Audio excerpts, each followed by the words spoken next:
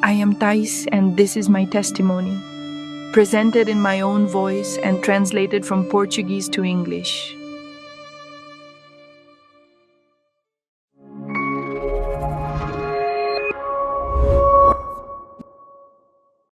My name is Tais.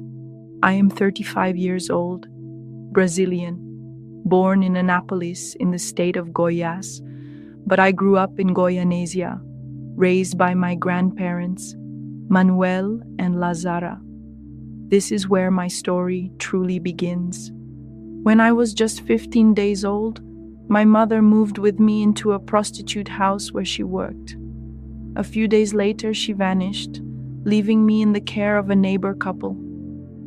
I wasn't even a week old when I nearly starved to death, so weak, dirty, and malnourished that the police were called. That policeman was my father. He rescued me and took me into the home of my grandmother, Lazara, where I was finally fed, bathed, and held. Yet before I could even speak, I lost him. At just 1 year and 8 months old, my father was murdered, stabbed in the back while on duty. He clung to life in a hospital for an hour, but he was gone. I never knew his voice, his laughter, or the warmth of his arms. He was only 25 years old. From then on, my grandparents became everything to me. My grandmother Lazara took the role of mother from the very first moment, and my grandfather Manuel insisted I call him father. They were kind, generous, devout Christians who founded the evangelical church in our town. I wore their faith like a uniform. I went to every service. I helped in every event, but in my heart I felt nothing. I didn't know God.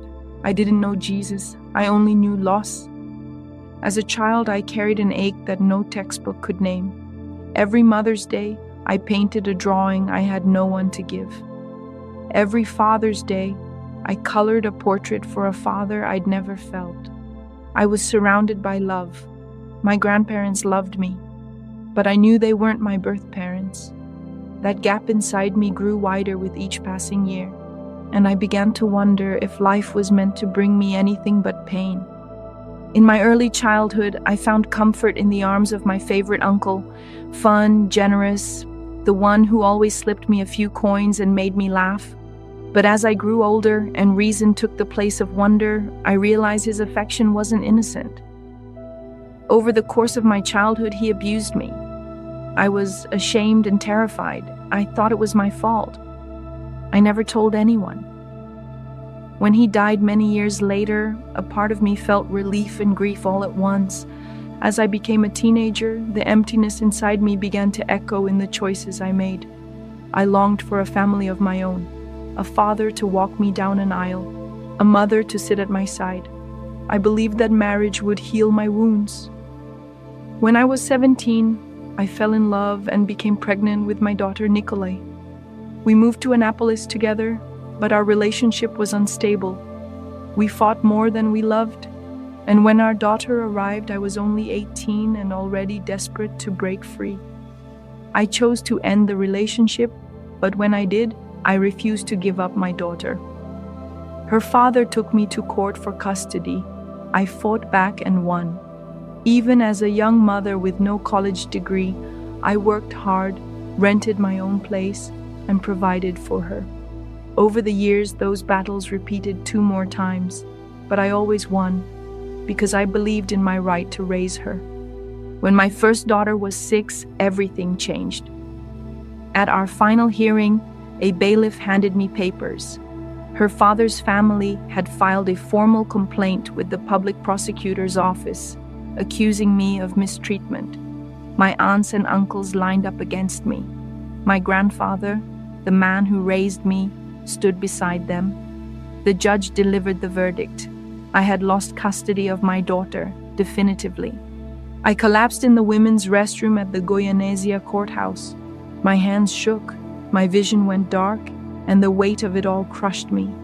I cried like I'd never cried before, screaming to God, "My daughter, my only family, taken from me. Why? Where are you?" In that darkness, I heard a gentle voice that felt nothing like my own thoughts. It said, "I'm here. You are loved." It wasn't a feeling or a memory, it was a presence, as real as the tile beneath me. I rose to my feet, calmer than I had been in years. I gathered every shard of my broken heart and whispered, "I have to keep going." I left Goianesia the next morning. I moved back to Annapolis, enrolled in physiotherapy school, and stayed with a friend named Maria da Paz, who opened her home to me for those first 3 months. When I found an apartment to share with 3 classmates, one of whom was a devoted believer, I resisted her invitations to church at first. I had been betrayed too many times to trust anything that called itself holy. Still, curiosity won out. I attended a youth service, spoke with the pastor, and shared my story. He listened without judgment. I began praying on the hill behind the church, pouring out my fears and hopes to a God I still didn't know. One day, a young man laid his hands on my head and prayed in a language I couldn't understand. I wept, not from fear, but because I felt something stir deep inside me. Hope. That same young man later sent me a message on Instagram, simply checking in. I replied and poured out my heart.